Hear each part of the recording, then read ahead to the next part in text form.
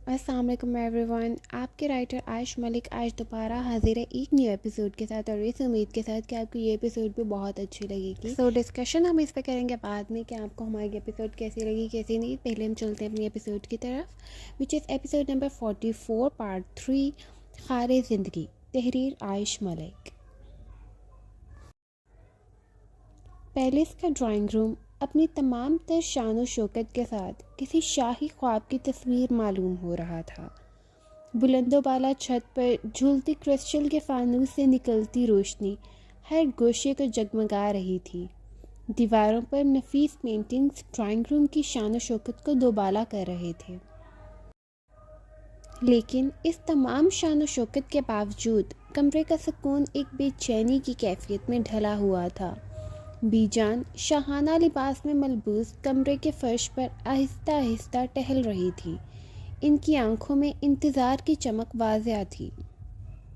कभी वो घड़ी पर नज़र डालती, कभी दरवाजे की तरफ देखती और कभी एक गहरी सांस लेकर अपने ख़यालात में गुम हो जाती। शाहज़र शाह ने इन्हें कॉल करके हर बात से आगाह कर दिया था कि वह उम्मीद से मिल चुके हैं और किन हालात में उन्होंने कुछ भी इनसे ना छुपाया। इनकी चाल में बेसब्री थी, लेकिन हर कदम वक़ार से उठ रहा था। कभी वह संगे मरमर से तराशे हुए खिड़की के पर्दे के पास जाकर बाहर झांकती।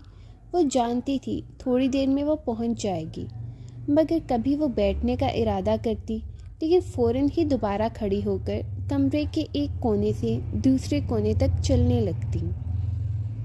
इन्हें जानना था कि आखिर उम्मीद अगर वहाँ मुसलसल खामोश रही है तो इसके दिमाग में क्या चल रहा है। क्या वो अपने नाना को पहचान चुकी है, जो कि शाहज़र शाह के मुताबिक बहुत कोशिश के बाद भी उम्मीद अपने जहन में इनका अक्स नहीं तलाश कर पाई।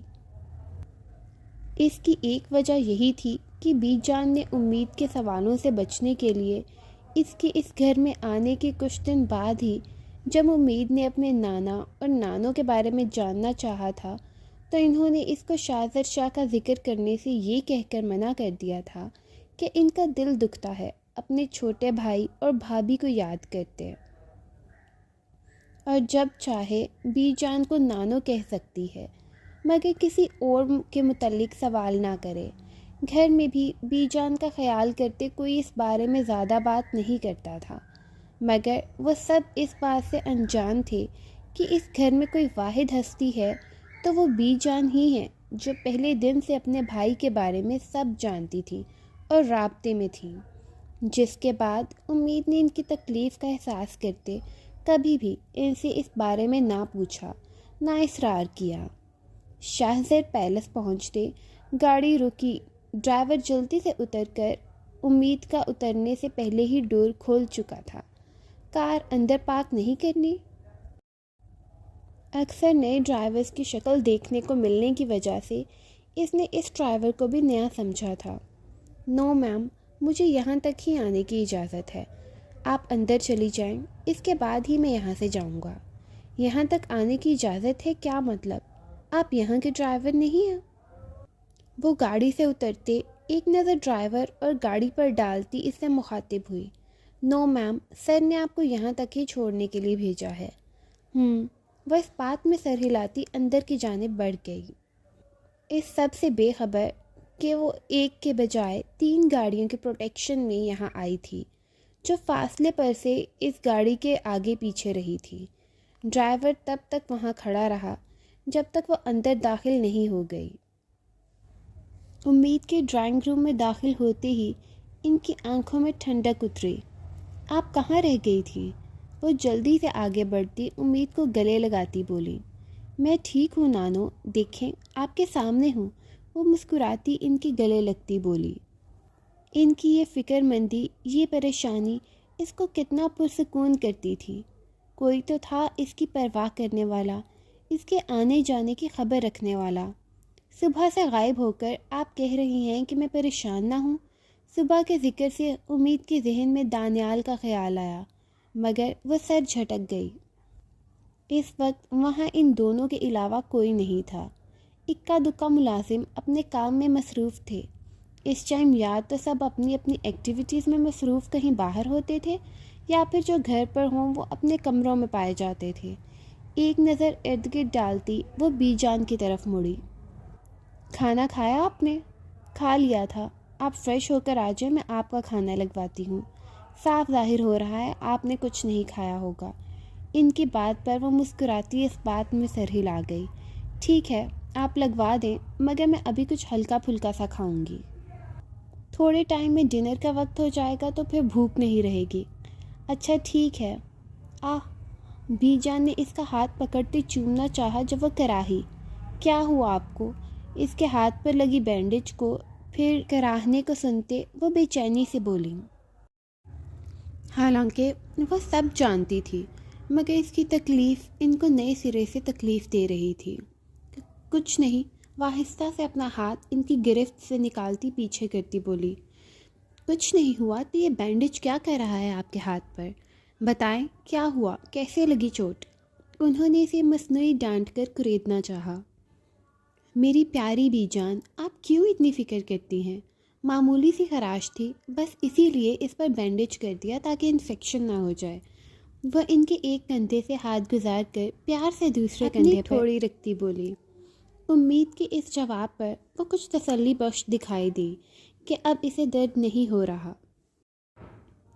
اب آپ جلدی سے کچھ ہلکا پھلکا سا لگوائیں۔ میں یوں گئی اور یوں آئی، اور مزید ان کے سوالوں اور تجربہ کار آنکھوں سے بچتی بغیر ان کی کوئی بات سنے روم کی طرف بڑھ گئی۔ رات کا کھانا حسب معمول ملازمین کی مدد سے اس نے تیار کیا تھا۔ وہ ٹیبل پر کھانا لگا کر بی جان کو بلانے کمرے کی طرف بڑھی۔ ان کے واپس آنے تک سب ٹیبل پر آ چکے تھے سوائے دانیال کے۔ آپ کدھر تھیں آج؟ مومانی نے اس کے بیٹھتے ہی سوال کیا۔ کیا مطلب کدھر تھی بچی؟ اب میری بچی ایک ایک پل کا حساب دے، وہ کہاں تھی، کیوں تھی؟ بی جان نے امید کے بولنے سے پہلے ہی تھوڑی سخت آواز میں جواب دیا۔ بی جان، میں تو بس پوچھ رہی تھی، یہ میڈم فون نہیں اٹھا رہی تھی اور نہ ہی کسی کو بتا کر گئی۔ آپ بھی تو فکر مند تھی نا آج کتنی؟ نور بیگم بی جان کے سخت آواز پر کچھ دھیمی پڑی۔ یہ کیا آپ نے آتے ہی سوال نامہ کھول لیا ہے بیگم؟ آذر شاہ اس بحث کو بڑھتے نوٹس کرتے درمیان نہیں بول پڑے۔ اور شاید آپ کو بھول رہا ہے کہ اس گھر کا ہر فرد اپنی مرضی سے کہیں بھی آنے جانے کا حق رکھتا ہے۔ تو یہ سوال کتنے ہی بے معنی ہے۔ انہوں نے تھوڑے سخت لہجے میں جواب دیا۔ میں تو بس پوچھ رہی تھی، فکر ہے مجھے بھی اس کی۔ آپ سب ایسے بیہیو کر رہے ہیں جیسے گناہ کر دیا ہو کچھ، یا آپ کی بھانجی کی شان میں گستاخی ہو گئی ہو۔ امید اس سب بحث سے بے پرواہ اپنے کھانے میں مصروف رہی۔ نور بیگم کو اپنے شوہر کی طرف سے امید کی حمایت ہمیشہ کھلتی تھی۔ ابھی بھی ان کا بس نہیں چل رہا تھا کہ کسی طرح اپنا غصہ اور بھڑاس نکال سکتی۔ اوپر سے اس کا یہ بے پرواہ انداز ان کو اور تیش دلاتا تھا۔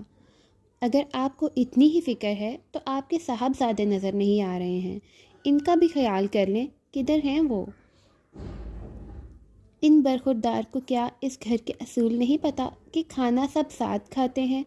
آذر شاہ نے دانیال کی غیر موجودگی کا ذکر کیا، جس پر امید کی نظریں بے ساختہ سامنے اٹھیں۔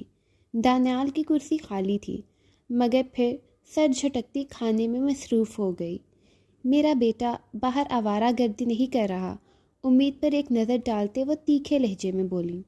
کمرے میں ہے وہ اپنے، دن میں ہی آ گیا تھا، طبیعت خراب تھی اس کی، آرام کر رہا ہے۔ آذر شاہ کو یہ سن کر تھوڑا عجیب لگا، اس سے پہلے وہ ایسے کبھی کھانے کے وقت غائب نہیں ہوا تھا۔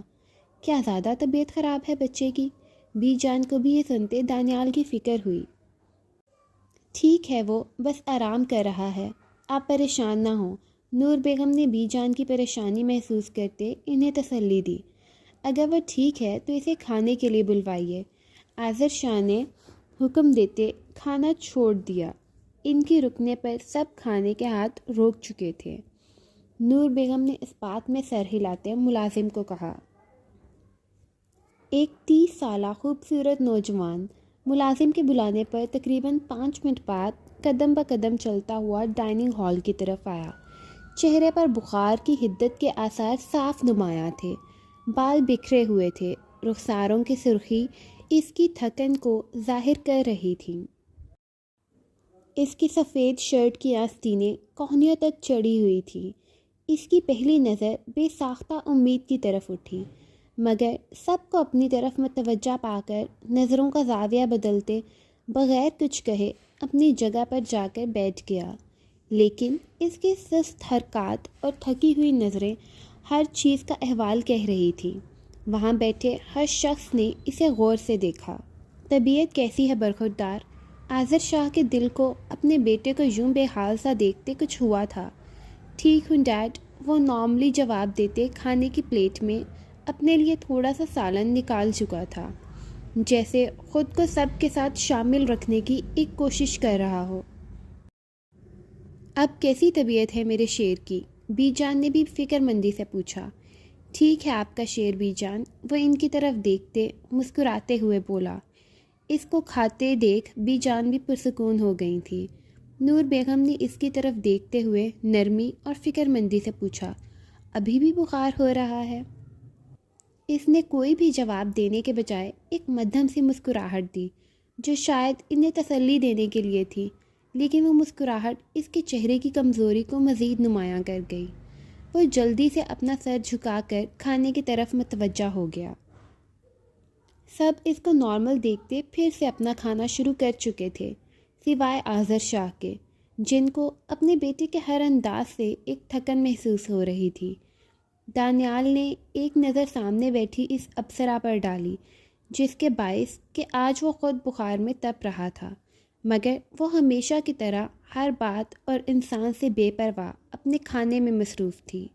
آذر شاہ نے اس کی آنکھوں کا تعاقب بھی خوب نوٹ کیا۔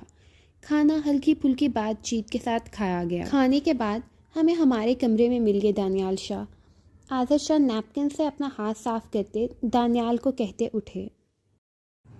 جی ڈیڈ، اس نے ایک بار پھر کسی آس سے امید کی طرف دیکھا، مگر اس کا متوجہ نہ پا کر پھر مایوسی ہوئی۔ اس کے بعد باقی سب بھی ایک ایک کر کے اٹھ گئے، سوائے دانیال اور امید کے۔ اس سے پہلے امید اٹھتی دانیال بول پڑا، کیا ہم بات کر سکتے ہیں؟ نہیں، وہ اسپاٹ انداز میں جواب دیتی اٹھ کھڑی ہوئی۔ پلیز امید، بس ایک بار، وہ بھی اٹھتا اور زیادہ نرمی سے بولا، مگر وہ بغیر جواب دیے پلٹ گئی۔ وہ جلدی سے اس کے پیچھے گیا۔ پلیز صرف ایک بار۔ امید کے قدم پل کو رکے، مگر پھر اگنور کرتی وہ آگے بڑھی، جس پر دانیال خود پر ضبط کھوتا اس کو بازو سے پکڑ کر روک چکا تھا۔ امید اس حرکت پر ٹھٹکی، مگر پھر بازو چھڑا کر 2 قدم دور ہوئی۔ کیا آپ کو سمجھ نہیں آ رہی کہ میں آپ سے بات نہیں کرنا چاہتی؟ میں جانتا ہوں تم ناراض ہو، غصہ ہو، مگر پلیز بس ایک بار میری بات سن لو، پلیز اٹس اے ریکویسٹ۔ امید نے ایک پل اس کے چہرے کو دیکھا، مگر پھر چاہ کر اپنے مائنڈ کو نہ منا سکی۔ سوری، بٹ میں آپ سے ابھی یا کبھی بھی بات نہیں کرنا چاہتی۔ دانیال اس کے سامنے کھڑا ہوا۔ ہٹیے آگے سے پلیز، میں نہیں ہٹوں گا، تمہیں میری بات سننی ہوگی۔ دانیال بضد ہوا۔ نہیں سننا چاہتی میں، آپ کیا کریں گے؟ پھر صبح کی جیسے زبردستی کریں گے؟ ہاں؟ امید نے اس کی آنکھوں میں آنکھیں ڈال کر چبا چبا کر کہا۔ اب وہ پھر حد سے بڑھ رہا تھا۔ جب وہ بات نہیں کرنا چاہتی تھی تو کیوں سامنے آ کر ضد کر رہا تھا؟ اس کا سفید چہرہ پورا سرخ ہو رہا تھا۔ امید کی بات پر دانیال کا چہرہ شرمندگی سے جھکا تھا، جسے دیکھتے امید کا چہرہ استہزائیہ انداز میں بدلا تھا۔ وہ اس کے سائڈ سے ہوتی گزرنے لگی، جب وہ اس کا ہاتھ ایک بار پھر پکڑ چکا تھا۔ چلو میرے ساتھ، چھوڑے مجھے، کیا کر رہے ہیں؟ مگر وہ اپنے کان بند کرتا اس کا بازو کچھ سختی سے پکڑے لمبے لمبے ڈگ بھرتا چلا جا رہا تھا۔ چھوڑے مجھے دانیال، وہ دبی دبی آواز میں چلائی تھی۔ کیا کر رہے ہیں آپ؟ چھوڑے، میں نے کہا۔ آئی سیڈ لیو می دانیال بھائی۔ وہ اس کے ہاتھ سے بازو چھڑانے کی کوشش کرتی ساتھ ساتھ چلی جا رہی تھی۔ وہ اس کے کچھ بھی کہنے کو اگنور کرتا پہلے اس کے پچھلے حصے کے سنسان کوریڈور میں آتا اس کا ہاتھ چھوڑ چکا تھا۔ آئی ایم سوری، مگر مجھے یہ کرنا پڑا۔ میں تم سے کچھ منٹ اکیلے میں بات کرنا چاہتا تھا۔ میں تمہارے کمرے میں بھی آ سکتا تھا یہ بات کرنے کے لیے، مگر میں جانتا ہوں وہ بہت غیر مناسب بات ہوتی، اس لیے میں تمہیں یہاں لے کر آیا۔ یہاں ملازم بھی کم ہوتے ہیں تو ہم کچھ پل آسانی سے بات کر پائیں گے۔ وہ جلدی جلدی بولتا اپنی حرکت کی صفائی دے رہا تھا۔ امید اپنا بازو جو اس نے کچھ سختی سے پکڑا تھا اس کے چھوڑنے پر سہلا رہی تھی، مگر اس کی بات سنتے آخری بات پر مزید برداشت نہ کر پائی۔ آپ کیا چاہتے ہیں اب دانیال؟ ایک قدم اس کی طرف بڑھی۔ کیا مجھے ممانی سے پھر تھپڑ رسید کروانا چاہتے ہیں؟ ہاں بتائیے۔ اس کی آواز قدرے اونچی ہو چکی تھی۔ آخر کتنی دیر وہ اس کی حرکتوں کا اگنور کرتی؟ دانیال نے اس بات پر بے ساختہ نفی میں سر ہلایا۔ یا پھر اپنے ساتھ صبح جیسے گاڑی میں لے جا کر دوبارہ جان نکالنا چاہتے ہیں میری؟ پتہ چل گیا ہوگا نا، مجھے فاسٹ ڈرائیونگ سے ڈر لگتا ہے۔ میری ایک اور کمزوری ہاتھ لگ گئی ہے اب تو، ہے نا؟ اس کے ہر لفظ پر دانیال کی آنکھوں کی سرخی بڑھتی جا رہی تھی اور سر جھک رہا تھا، مگر وہ امید سے بات کرنا چاہتا تھا۔ نہیں امید، میں تم سے سوری کرنا چاہتا تھا، مگر تم میری بات نہیں سن رہی تھی، بس اس لیے یہ کیا۔ اچھا سوری، کس لیے؟ بتائے نا، کس بات کے لیے سوری کریں گے؟ چلیں کریں، شروع سے شروع کرتے ہیں۔ یاد آ پائے گا کہ کس بات کی سوری کریں گے؟ امید کو خود بھی اندازہ نہیں ہوا تھا کہ وہ اتنے عرصے میں آج پہلی بار اتنی وائلنٹ ہو رہی تھی۔ ان سوالوں نے دانیال کو بس شرمندہ ہی کیا تھا۔ وہ صحیح تو کہہ رہی تھی، وہ کس بات کی معافی مانگے؟ مجھے آج تک سمجھ نہیں آئی دانیال، میں جب سے اس گھر میں آئی ہوں آپ مجھے اتنا ناپسند کیوں کرتے ہیں؟ آپ کیا سمجھتے ہیں میں نہیں جانتی کہ میری کئی بار پسندیدہ چیزیں جو میرے دل کے بہت قریب تھیں کس نے غائب کیں؟ کس نے توڑی ہیں؟ میری بکس، میرے نوٹس، میری اسائنمنٹس کس نے ضائع کی ہیں؟ ایگزامس کے دوران کس کے گیسٹ سب سے زیادہ گھر آتے تھے؟ اور کون میرے ہاتھوں سے بنے کھانے کی فرمائش کرتا تھا؟ مجھے گندگی نہیں برداشت، سارا گھر جانتا ہے۔ اس کے باوجود جب نانو گھر پر نہیں ہوتی تب کون میرے روم میں آ کر اس کو پھیلاتا ہے، اس کو گندا کرتا ہے؟ میری فیوریٹ فوڈ آئٹمز اس گھر میں کس نے بننے سے منع کی ہوئی ہیں؟ اس گھر میں آنے کے دوسرے دن ہی مجھے خود کو بھائی کہنے سے سختی سے کس نے منع کیا تھا؟ آپ نے نا، اور باقی سب کزنس کو مجھ سے دور رہنے کو کس نے کہا ہوا ہے؟ جیسے میں کوئی اچھوت ہوں۔ اتنا بہت ہے یا اور بھی جاننا چاہتے ہیں؟ ایک ایک لفظ انگلی اٹھا کر چبا کر بولتی اپنا غصہ اس پر نکال رہی تھی۔ امید اس کے مسلسل سب نظریں جھکائے، مٹھیاں بھینچے، لبوں کو زور سے بند کیے سننے پر استہزائیہ سا ہنسی۔ تکلیف دینے والا بھول جاتا ہے کہ اس نے کیا کیا، مگر جو تکلیف سہتا ہے نا وہ کبھی کچھ نہیں بھولتا، چاہ کر بھی نہیں بھول سکتا۔ اس لیے شاید آپ بھول گئے ہوں گے سب کچھ، مگر امید کچھ نہیں بھولی، نہ آسانی سے بھول سکے گی۔ دانیال بس اس کو سن رہا تھا، لفظ تو جیسے ختم ہو گئے تھے۔ یہ سب آپ کو کبھی زیب نہیں دیتا تھا دانیال بھائی، بڑے تھے آپ مجھ سے، 1-2 نہیں پورے 5 سال بڑے۔ اسی بات کا آپ لحاظ کر لیتے، مگر میں ہمیشہ اس بات کو باقیوں کی طرح آپ کی ناپسندیدگی سمجھ کر اگنور کرتی رہی۔ اس کا یہ ہرگز مطلب نہیں تھا کہ مجھے تکلیف نہیں ہوتی تھی، ہوتی ہے، بہت ہوتی ہے۔ میں پھر بھی چپ رہی، خاموش رہی، اس لیے نہیں کہ لاوارث ہوں یا میں آپ کے ٹکڑوں پر پلی ہوں۔ آپ جانتے ہیں میرا بینک بیلنس آپ سے کئی گنا بڑھ کر ہے، میری خاموشی کی وجہ کچھ اور ہے۔ مگر کچھ دن پہلے آپ کے میرے لیے استعمال کیے جانے والے الفاظ، وہ میری برداشت پر پہلی کاری ضرب تھے دانیال شاہ۔ میرے کردار کو گندا کہا آپ نے، سب کے سامنے۔ وہ میری برداشت سے اوپر کی چیز تھی، اتنی اوپر کہ میں پچھلی ساری تکلیفیں اس دن تازہ ہو گئی تھیں، اتنی تازہ کہ مجھے اپنا ہوش تک نہیں رہا۔ میں کب گھر سے نکلی مجھے پتہ نہیں چلا۔ اتنی تکلیف کہ اگر اس دن ایک مہربان فرشتہ نہ آتا، مجھے نہ بچاتا، تو شاید کب کا میں اس سڑک پر حادثے کا شکار ہو چکی ہوتی۔ امید کا یہ سب بولتے پہلی بار ایک آنسو بہا، جسے وہ فوراً آنکھیں رگڑ کر صاف کر گئی۔ وہ اس انسان کے سامنے کبھی رو نہیں سکتی تھی۔ جبکہ دانیال نے سب سر جھکائے کرب سے سنتے آخری بات پر جھٹکے سے سر اٹھایا۔ دانیال کو اپنے کان سائیں سائیں کرتے محسوس ہوئے۔ کیا اس نے یہی بولا تھا کہ وہ اس دن اس کی وجہ سے حادثے کا شکار یعنی موت کے منہ میں جانے لگی تھی؟ اس کی آنکھیں پھٹی تھیں۔ امید نے اس کو دیکھنے کے بجائے نظروں کا زاویہ اپنے سامنے کوریڈور میں وال پر موجود ہونٹ سیلی پینٹنگ پر پھیرا۔ اس پر بھی آپ کو سکون نہیں ملا تو آپ آج مجھے خود موت دینے لے گئے۔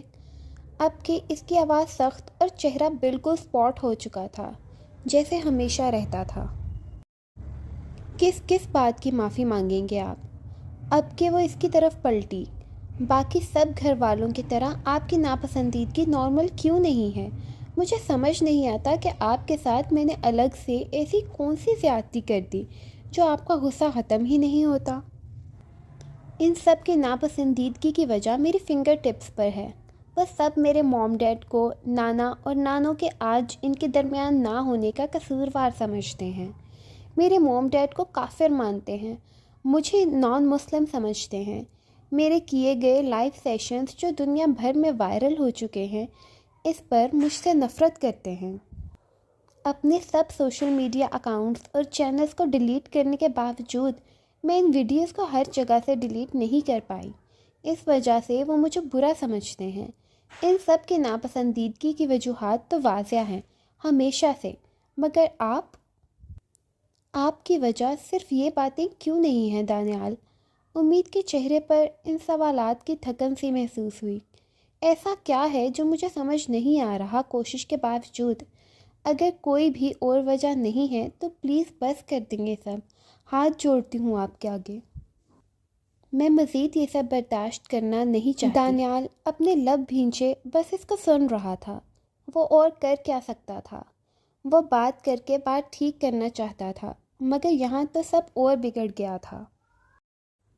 اپنی بات کہتی وہ وہاں سے جا چکی تھی۔ یہ سب اتنا بگڑ چکا تھا کہ اب شاید ہی بات کرنے سے ٹھیک ہو پاتا۔ وہ دھیمے سے قدم اٹھاتا اپنے ڈیڈ کے کمرے کی طرف بڑھ گیا۔ گھڑی کی ہلکی ٹک ٹک اسٹڈی روم کی خاموشی میں گونج رہی تھی۔ میز پر کتابوں اور کاغذات کا ڈھیر آذر شاہ کی مصروفیت کی گواہی دے رہا تھا۔ دروازے پر ہلکی سی دستک کے بعد دانیال اندر آیا۔ نظریں جھکی اور قدم محتاط سے تھے۔ آپ نے بلوایا ڈیڈ؟ آذر شاہ نے اینک اتارتے ہوئے گہری نظر سے اس کو دیکھا اور اشارے سے بیٹھنے کو کہا۔ کمرے کی فضا میں سنجیدگی تھی جیسے کوئی اہم گفتگو ہونے والی ہو۔ کیا ایسی کوئی بات ہے دانیال شاہ جو آپ ہمیں بتانا چاہیں؟ کچھ دیر بعد انہوں نے فائلز بند کرتے اینک اتارتے دانیال کی طرف متوجہ ہوتے پوچھا۔ دانیال کا سر ابھی بھی جھکا ہوا تھا۔ کچھ پل اس نے کچھ سوچا اور پھر ان کی آنکھوں میں آنکھیں ڈال کر بولا، ڈیڈ میں امید سے شادی کرنا چاہتا ہوں۔ واٹ؟ آذر شاہ چونکے تھے۔ کیا آپ مذاق کر رہے ہیں دانیال شاہ؟ ڈیڈ کیا آپ کو لگتا ہے میں اتنی بڑی بات مذاق میں کہوں گا؟ وہ اپنی کرسی سے اٹھے اور اس کے سامنے صوفے پر بیٹھے۔ انہیں یہ بات ہضم نہیں ہوئی تھی۔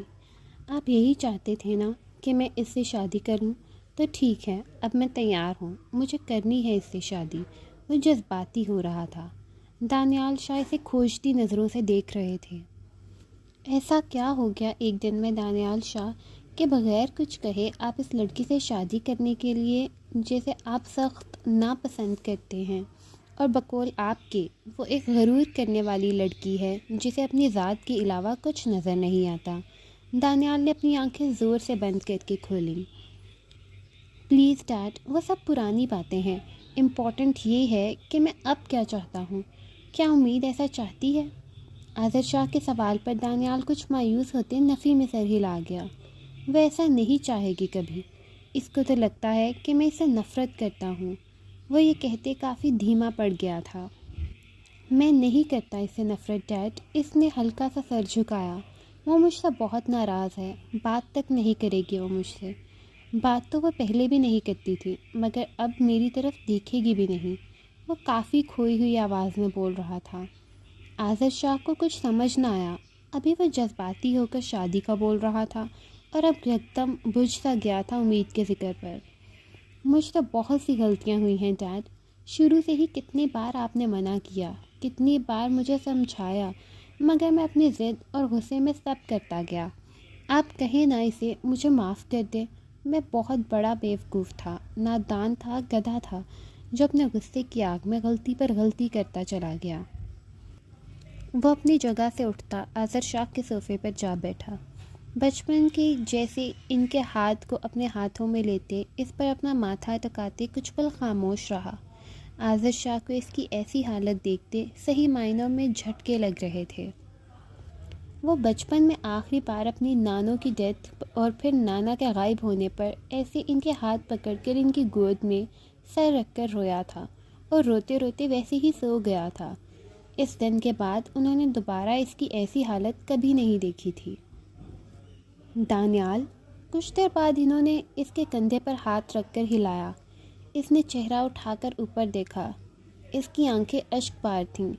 آپ ٹھیک ہیں دانیال؟ آذر شاہ کو اب ڈر لگا تھا۔ وہ جوان اولاد تھی، یہ سب۔ میں ٹھیک نہیں ہوں ڈیڈ، وہ کہتے زور سے ان کے گلے لگا۔ میں ٹھیک نہیں ہوں، پلیز مجھے ٹھیک کر دیں۔ وہ ان کی گردن میں منہ دیتے رو دیا۔ مجھے وہ چاہیے ڈیڈ، میں اس کے بغیر نہیں رہ سکتا۔ اسے کہیں نا وہ مجھے معاف کر دے، مجھ سے نفرت نہ کرے، پلیز اس کو مجھے دے دیں۔ آذر شاہ کو جیسے سکتہ ہو گیا تھا۔ وہ ڈائننگ ٹیبل پر ہی اس کی حالت محسوس کر چکے تھے، مگر اس کے پیچھے وہ یہ سب تو کبھی بھی امیجن نہیں کر سکتے تھے۔ کچھ دیر بعد وہ پیچھے ہوا۔ کیسے ہوا یہ سب دانیال؟ آپ اس بچے کو اتنی تکلیف دیتے آئے ہیں، ہم گھر والوں کی نظر سے وہ پوشیدہ نہیں ہے، اب اچانک یہ بدلاؤ کیسے؟ وہ بس یہی کہہ سکتے تھے۔ اچانک نہیں ڈیڈ، پہلے دن سے۔ اس نے اپنی آنکھیں رگڑ کر صاف کی۔ پہلے دن سے؟ یعنی 2 سالوں سے؟ نہیں ڈیڈ، 2 سالوں سے نہیں، 25 سالوں سے۔ اس نے ہلکا سا سر جھکاتے کہا۔ واٹ؟ 25 سالوں سے؟ کیا مطلب 25 سالوں سے؟ آج وہ ان کو جتنے شوق دے رہا تھا، انہیں اپنے ہارٹ کی فکر ہوئی۔ آپ کو یاد ہے جب امید کی پیدائش کے دوسرے دن ہم سب پھپھو کے گھر گئے تھے؟ آذر شاہ کی آنکھیں مزید کھلی تھیں۔ میں نے اس دن سوم پھپھو کی ننھی پری کو اپنے ان ہاتھوں سے چھوا تھا۔ اپنے ہاتھوں کو دیکھتے اس نے دھیمی آواز میں کہا۔ جب ہم وہاں گئے تھے اور ایک انکل نے ایک چھوٹی سی فیری کو اپنے ہاتھوں میں اٹھا کر سب کو دکھایا تھا، اور پھر اس فیری کو ایک انکل اپنے ہاتھوں میں لے کر وہاں سے چلے گئے۔ مجھے اس فیری کو دیکھنے کا تجسس ہوا۔ مجھے بھی اس کو دیکھنا تھا، کیونکہ میں چھوٹا تھا، 5 سال کا، اس کو ٹھیک سے دیکھ نہیں سکا تھا۔ اس لیے میں بھی پیچھے پیچھے چلا گیا۔ وہ انکل اس فیری کو سوم پھپھو کے کمرے میں ان کے بیڈ پر لٹا کر واپس چلے گئے۔ اس دوران میں دروازے کے پیچھے چھپا رہا۔ میں دھیرے سے دروازے کے پیچھے سے باہر نکلا۔ سوم پھپھو سو رہی تھیں۔ میں اس فیری کو دور سے دیکھ رہا تھا، جو اپنے چھوٹے چھوٹے ہاتھ پاؤں چلا رہی تھی۔ مجھے وہ بہت کیوٹ لگی کہ میں خود کو روک نہیں پایا، اس کے پاس چلا گیا۔ پہلے وہ مجھے ٹکر ٹکر دیکھتی رہی، پھر شاید ناک منہ چڑھایا تھا اس نے۔ دانیال اپنی بات کرتے ہلکا سا ہنسا۔ صاف ظاہر تھا کہ میں اسے پسند نہیں آیا، مگر میں پھر بھی ڈھیٹ بن کر بیڈ پر اس کے پاس بیٹھ گیا۔ میرا اس سے کھیلنے کا دل کہہ رہا تھا۔ میں اس کے ہاتھوں اور پیروں کو چھو کر دیکھنے لگ گیا۔ وہ بہت سافٹ تھے، مجھے بہت پسند ہے۔ میں نے اس کو اپنے ہاتھوں میں اٹھانے کی کوشش کی تو وہ مجھے دیکھ کر غصے سے زور زور سے رونا شروع ہو گئی۔ اس کے رونے پر میں ڈر گیا۔ اس سے پہلے سوم پھپھو اٹھتی، میں بھاگ کر باہر آ گیا۔ اس دن سے ڈیڈ، اس دن سے وہ فیری میرے ذہن سے چپک گئی تھی، کبھی نکلی ہی نہیں۔ وہ خیالوں سے باہر آتے آذر شاہ کو دیکھتے بولا، مگر پھر دادوں کی ڈیتھ اور دادا کے غائب ہونے پر موم اور آپ سب سوم پھپھو کو غلط کہنے اور سمجھنے لگے۔ اس سب کے باوجود میرے ذہن سے وہ فیری نہیں نکلی۔